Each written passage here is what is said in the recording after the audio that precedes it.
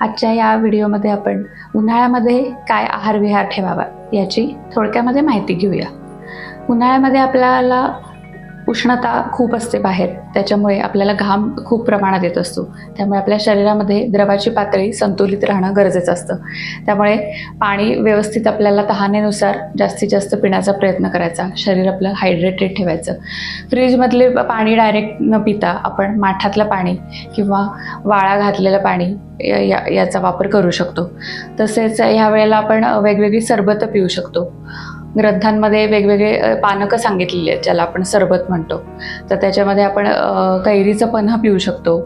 त्याचंच नाचणीचा आंबील हा पण एक प्रकार आहे, तो देखील आपण ह्याच्यामध्ये प्राशन करू शकतो. तसंच आपण उष्ण, तीक्ष्ण आणि तिखट मसालेदार पदार्थ यांचं सेवन कमी करावं. अल्कोहोल किंवा कॉफीचं प्रमाण जर आपलं जास्त असेल आहारात, तर ते देखील आपलं कमी असलं पाहिजे. या ऋतूमध्ये आपण थोडी दुपारी झोप विश्रांती घ्यायला हरकत नसते.